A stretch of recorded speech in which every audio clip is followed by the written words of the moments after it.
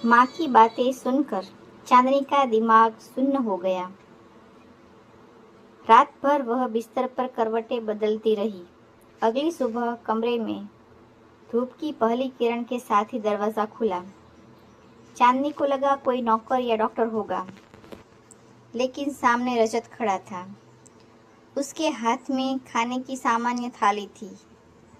रजत के चेहरे पर कल रात वाला गुस्सा नहीं था।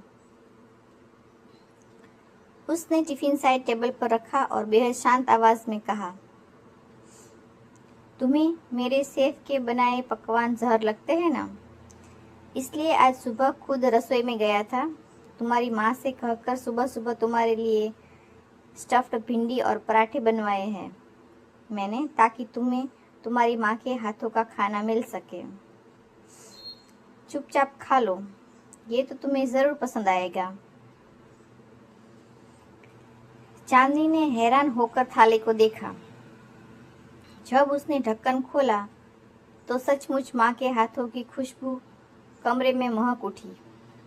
वह रजत की इस समझदारी पर अंदर ही अंदर हैरान थी कि जो इंसान पूरी दुनिया को झुकाता है, वह उसकी छोटी छोटी जिद के आगे नए नए रास्ते ढूंढ रहा था। उसने चुपचाप खाना शुरू किया। रजत खिड़की के पास जाकर खड़ा हो गया और उसे खाते हुए देखने लगा। चांदनी ने निवाला निगलते हुए कहा, आपको क्या लगता है रजत, मेरी माँ के हाथ का खाना लाकर तुम मेरे दिल में अपनी जगह बना लोगे? रजत ये सुन थोड़ा जोर से हंस दिया। उसकी हंसी में घमंड नहीं, अजीब सा कुछ दर्द जैसा था। मैं तुम्हारे दिल में जगह बनाने की भीख नहीं मांग रहा चांदनी, मैं बस यह देख रहा हूँ कि तुम ठीक से खाना खा लो। तुम्हारी नफरत को झेलने की आदत हो गई है मुझे, उसकी फिक्र मत करो। अब से तुम्हारा खाना तुम्हारी माँ ही बनाएगी, जिसके जिसके कि तुम्हें पसंद आए। इतना बोल के वो चला गया। अब सुबह शाम माँ उसके लिए खाना बनाती थी और चांदनी बड़े चाव से खाती थी। चांदनी कुछ ही दिनों में सेहतमंद हो गई थी।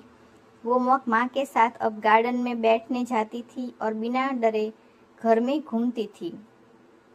रजत ने पूरे महल के स्टाफ को सख्त हिदायत दे रखी थी कि चांदनी जहाँ भी जाना चाहे उसे बिना रोक टोक जाने दिया जाए। उसके चेहरे पर रौनक लौट आई थी। प्रेगनेंसी के ग्लो के कारण वो और भी ज्यादा खूबसूरत लग रही थी। उसे यूं बेफिक्र खुश माँ के साथ बैठा देख रजत खुश था। यहाँ से कहानी आगे बढ़ती है, जहाँ चांदनी की एक छोटी सी ख्वाहिश के लिए रजत सारे नौकर को दौड़ा देता था। उसके घर की एक पुरानी नौकरानी जैनी, उसे ये सब अच्छा नहीं लग रहा था। चांदनी की माँ का किचन में दखल देना और चांदनी के आगे पीछे नौकर जो घूमते थे, वो भी उसे पसंद नहीं था। एक सुबह चांदनी नहाकर बाथरूम से बाहर निकली। वह जल्दबाजी में अपने कपड़े कमरे में ही भूल गई थी, इसलिए उसने खुद को सफ़ेद रंग के एक बड़े मखमली तौलिए में अच्छी तरह लपेट रखा था। गर्म पानी से नहाने के कारण उसका पूरा बदन दहक रहा था। गीले बाल उसकी पीठ और कंधों पर बिखरे हुए थे, जिनसे पानी की बूंदें टपक कर उसके गले से होते हुए नीचे उतर रही थी। सेहत सुधरने के बाद चांदनी की रंगत निखर चुकी थी और इस वक्त वह बेपनाह खूबसूरत और किसी अप्सरा जैसी हसीन लग रही थी। वह ड्रेसिंग टेबल के सामने खड़े होकर अपने बालों को सुखाने ही वाली थी कि अचानक कमरे का दरवाजा खुला।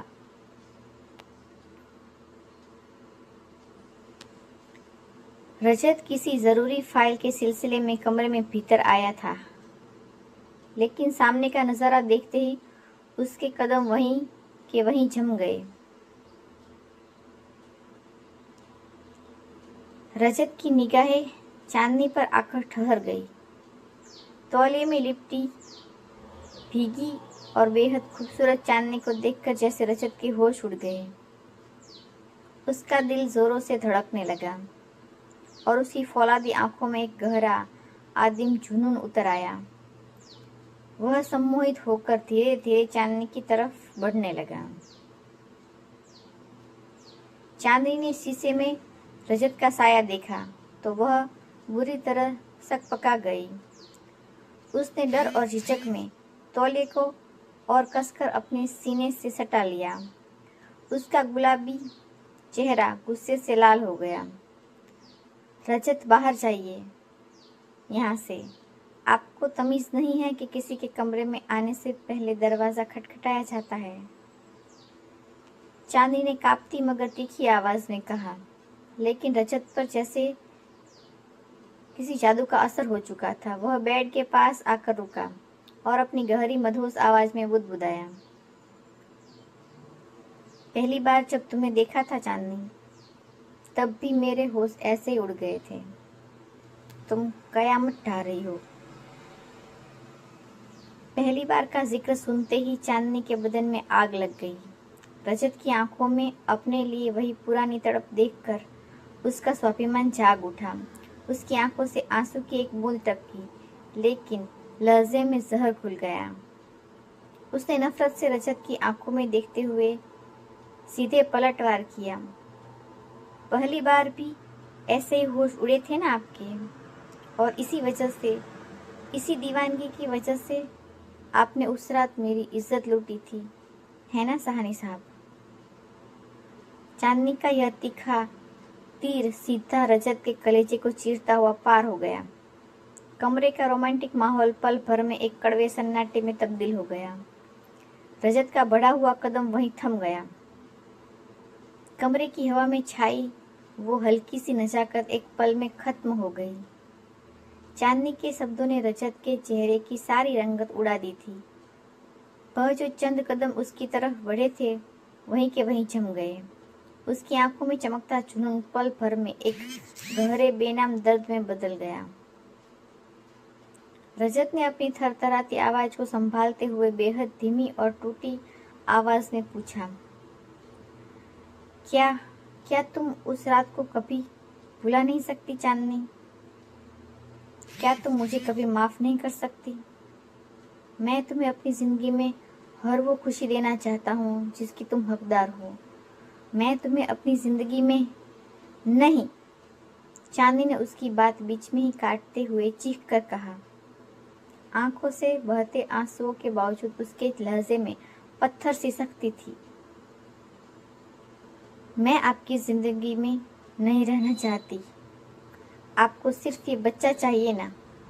मैं इस बच्चे को जन्म देते ही आपको दे दूंगी और हमेशा के लिए यहाँ से चली जाऊंगी। पर क्यों चांदनी? मुझे सिर्फ ये बच्चा नहीं चाहिए। इस बच्चे की वजह से तुम नहीं हो यहाँ। जब मुझे इसके बारे में पता नहीं था, तब भी मैंने तुम्हें हर जगह ढूंढा था। रजत का गला भर आया। उसने आगे बढ़कर हाथ जोड़ना चाहा। मैं तुमसे वादा करता हूँ कि मुझे आपका कोई वादा नहीं चाहिए सहानी साहब। चांदनी ने नफरत से उसकी तरफ देखा। आप एक अच्छे इंसान नहीं हैं। आपने मुझ जैसी न जाने कितनी बेबस लड़कियों की जिंदगी खराब की होगी। न जाने कितनों की इज्जत लूटी होगी आपने। चांदनी का यह आखिरी जुमला रजत के बर्दाश्त से बाहर था। इतने दिनों से जो गुस्सा, दर्द उसके सीने में दबा हुआ था, वह एकदम से ज्वालामुखी बनकर फट पड़ा।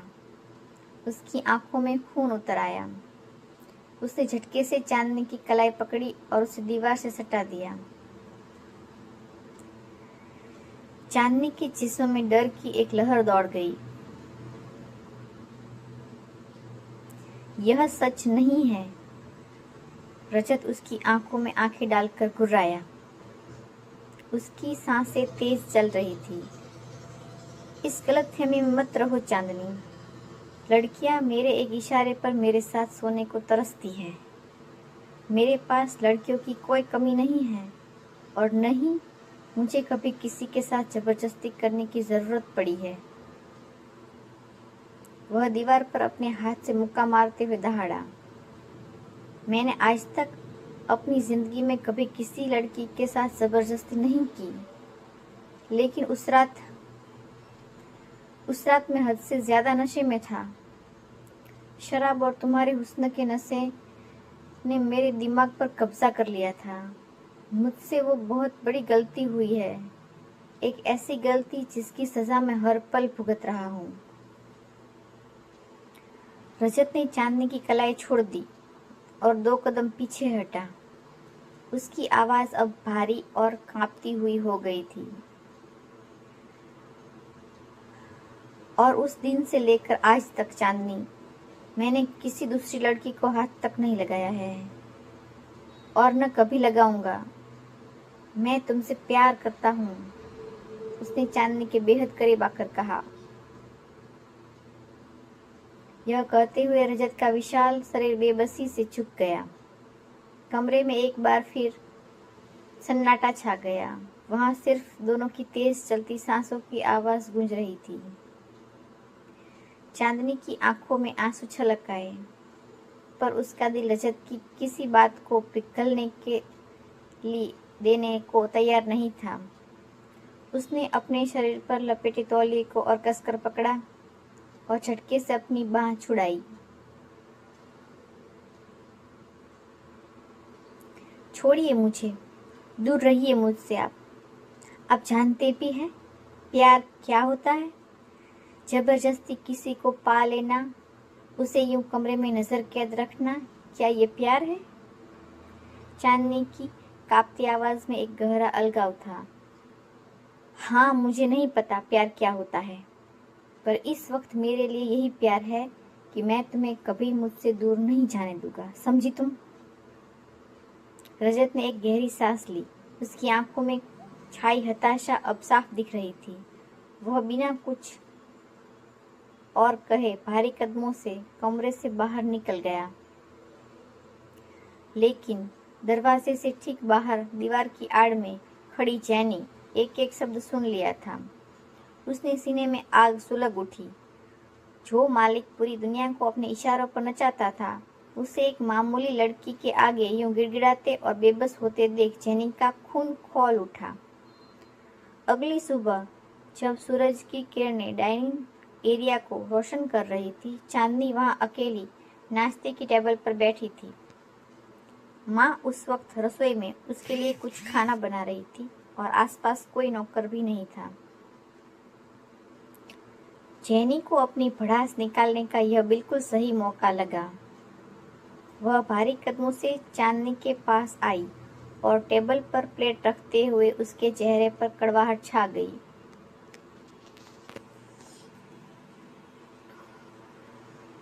2 टके की लड़की को साहब ने कुछ ज्यादा ही सिर पर चढ़ा रखा है, जैनी ने नफरत भरी तीखी आवाज में फुसफुसाते हुए कहा।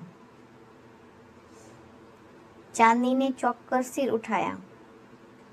जैनी की आंखों में साफ नफरत तैर रही थी। साहब तुमसे इतना प्यार करते हैं, तुम्हारी हर छोटी मोटी जिद के आगे पूरी हवेली को सिर पर उठा लेते हैं, फिर भी तुम्हारी अकड़ कम होने का नाम ही नहीं ले रही। जैनी ने जहर उगलते हुए आगे कहा। आखिर समझती क्या हो तुम खुद को? एक बेसहारा लड़की जिसे साहब की मेहरबानी ने इस महल में जगह दी है, वही आज मालिक को आंखें दिखा रही है। औकात क्या है तुम्हारी जो तुम इतने बड़े इंसान को ठुकरा रही हो? चांदनी पल भर के लिए सन्न रह गई, लेकिन जैनी के इन कड़वे शब्दों ने उसके आत्मसम्मान पर फिर से चोट कर दी थी। जैनी के विषैले बोल सुनकर चांदनी के आत्मसम्मान को गहरा धक्का लगा था, पर वह अपने आत्मसम्मान के टुकड़ों को समेटते हुए चुप रही। उसने कोई जवाब नहीं दिया, लेकिन उसकी यह खामोशी जैनी के गुस्से को और भड़का गई। जैनी का पारा चढ़ गया। उसने जानबूझकर टेबल पर रखा हुआ जूस का भारी कांच का गिलास चांदनी की ओर धकेल दिया। गिलास चांदनी की गोद में गिरा और फर्श पर गिरते ही चकनाचूर हो गया।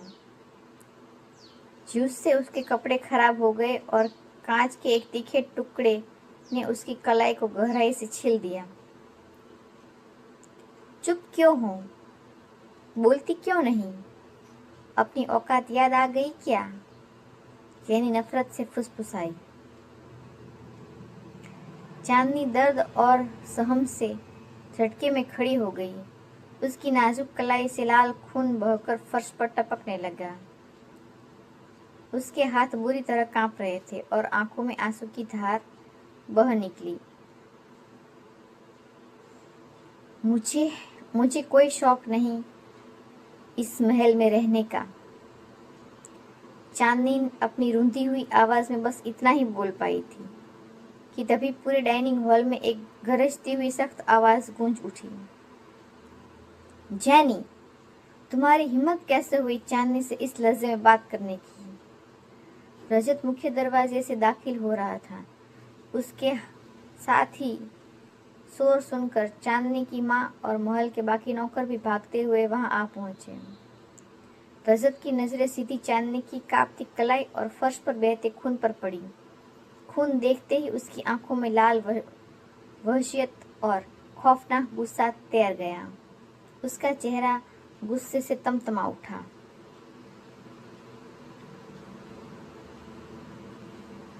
रजत ने जैनी की गर्दन के पास से उसका कॉलर पकड़ा और उसे झटके से पीछे धकेला। फिर उसने हॉल में खड़े तमाम स्टाफ की तरफ देखकर अपनी दहाड़ती आवाज में ऐलान किया, यहाँ मौजूद हर एक शख्स कान खोलकर सुन ले। चांदनी इस घर की मालकिन है। इसके साथ बदतमीजी या इसकी तरफ गलत नजर उठाने का मतलब है सीधा मुझसे दुश्मनी मोड़ लेना। यह कहते ही रजत ने अपने कोट के अंदर से गन निकाली और उसकी ठंडी नाल सीधे जैनी के पेशानी पर टिका दी। महल में सन्नाटा छा गया। जैनी का सारा घमंड पल भर में उड़ गया और वह डर के मारे थर थर कांपने लगी। सॉरी सर, मुझे माफ कर दीजिए सर, मुझसे बहुत बड़ी गलती हो गई। जैनी हाथ जोड़कर गिड़गिड़ाने लगी।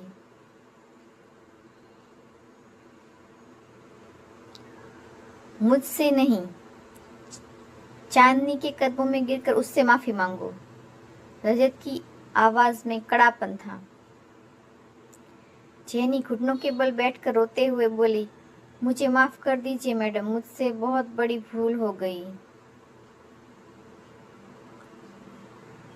रजत ने गन का लॉक वापस लगाया और जैनी को नफरत से देखते हुए कहा, अगर तुम इस हवेली की सबसे पुरानी और वफादार नौकरानी न होती तो चांदनी को चोट पहुंचाने के जुर्म में आज तुम्हारी लाश इस फर्श पर पड़ी होती। अभी के अभी अपनी नजरें मेरे सामने से हटाओ और दफा हो जाओ यहाँ से। जैनी बदहवास होकर रोते हुए वहां से भाग खड़ी हुई। डाइनिंग हॉल में सन्नाटा पसरा हुआ था, लेकिन रजत का दिल चांदनी की बहती कलाई देखकर बुरी तरह धड़क रहा था। रजत ने बिना एक पल गवाए आगे बढ़ा और अपनी जेब से साफ रुमाल निकालकर चांदनी की घायल कलाई पर लपेट दिया। उसकी उंगलियां हल्की हल्की कांप रही थी। एक ऐसा इंसान जो पूरी दुनिया को अपने इशारों पर नचाता था, वह आज चांदनी के बहते खून को देखकर खौफजदा था।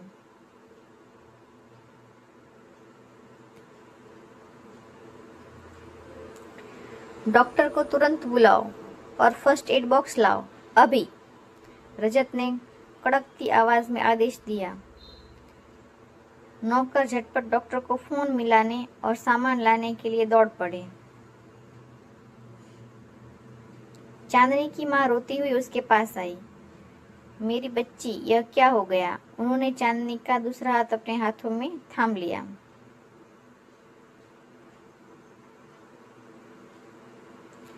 रजत ने चांदनी की तरफ देखा। उसकी आंखों में बेपनाह तड़प और गहरा अफसोस साफ झलक रहा था। चांदनी, मुझे माफ कर दो।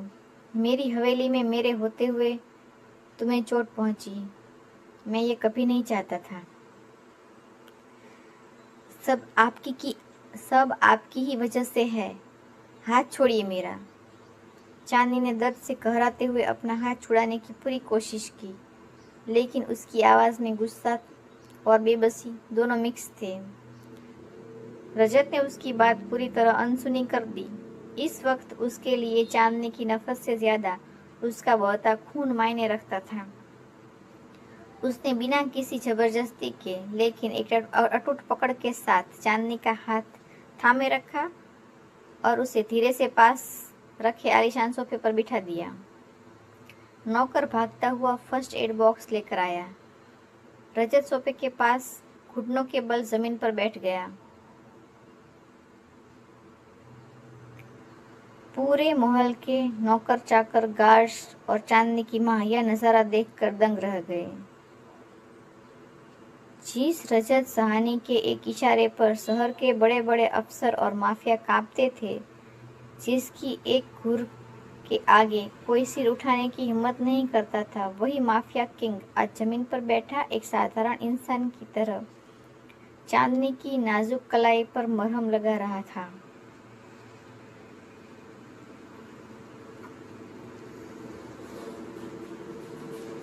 रजत के हाथ बहुत आहिस्ता चल रहे थे, जैसे वह किसी बेहद नाजुक कांच की चीज को छू रहा हो। उसने डेटॉल से जख्म को साफ किया तो चांदनी के मुंह से हल्की सी सिसकी निकली। रजत ने तुरंत अपनी फूंक से जख्म को ठंडक पहुंचाने की कोशिश की। उसकी आंखों में फैला खौफ यह साफ बता रहा था कि कलाई पर लगा कट चांदनी को था, लेकिन उसकी तीर सीधे रजत के सीने में उठ रही थी। चांदनी की माँ एक कोने में खड़ी यह सब चुपचाप देख रही थी।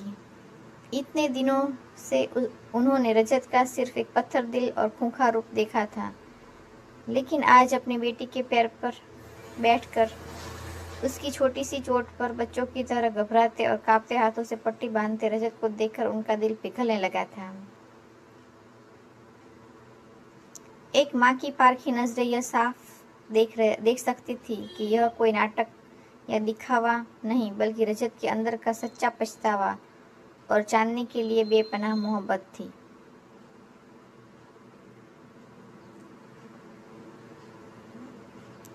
पट्टी बांधने के बाद रजत ने एक राहत की सांस ली। उसने धीरे से चांदनी का हाथ सोफे पर रखा और बिना उसकी तरफ देखे नीची नजरें किए बेहद भारी आवाज में कहा, पट्टी बंध गई है, खून नहीं बहेगा। रजत ने जमीन से उठते हुए अपनी कमीज की आस्तीन नीचे की। उसकी नजरों में चांदनी के लिए फिक्र साफ दिखाई दे रही थी। उसने गला साफ करते हुए चांदनी की तरफ देखा। तुमने खाना खाया चांदनी? चांदनी ने कोई जवाब नहीं दिया, बस अपना मुंह दूसरी तरफ मोड़ लिया। उसकी इस बेरुखी पर रजत के चेहरे पर दर्द की एक हल्की सी लकीर उभरी, लेकिन उसने खुद पर काबू पाया। रजत ने हवेली के मुख्य हॉल की तरफ रुख किया, जहां कुसी मासी सहमी हुई खड़ी थी। कुसी मासी चैनी की तरह ही इस हवेली की बहुत पुरानी नौकरानी थी। उन्होंने रजत को बचपन से अपने गोद में खिलाया था और वह रजत के हर मिजाज को अच्छे से समझती थी। रजत ने उनके पास जाकर बेहद संजीदा आवाज में कहा, खुशी मासी, आप मैडम के लिए नाश्ता कमरे में ले जाइए। उनके हाथ में चोट लगी है, इसलिए उन्हें अपने हाथों से खिला दीजिएगा। और सुनिए, इनका ख्याल बहुत ध्यान से रखिएगा। अब से चांदनी की पूरी जिम्मेदारी आपकी है।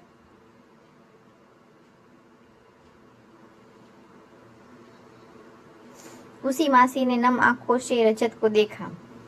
उन्होंने बचपन से इस लड़के को एक कठोर बेरहम इंसान बनते देखा था, लेकिन आज उसकी आंखों में किसी के लिए इतनी परवाह और डर देखकर उनका दिल भर आया।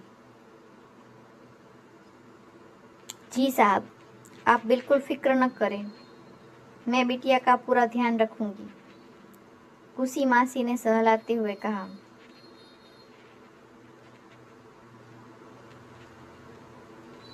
रजत ने एक आखिरी बार चांदनी की तरफ देखा, जो अपनी माँ का सहारा लेकर धीरे धीरे सीढ़ियों की तरफ बढ़ रही थी। उसके दिल में एक आस जगी कि शायद कभी चांदनी उसकी तड़प को समझ पाएगी, लेकिन वह जानता था कि गुनाह इतना बड़ा था कि माफ़ी की राह बहुत लंबी थी। कहानी पसंद आए तो चैनल पर जाकर पार्ट 1 से उसके सारे पार्ट्स पढ़िएगा, और अगर चैनल पर नए हैं तो चैनल को सब्सक्राइब ज़रूर कीजिएगा। Thank you so much.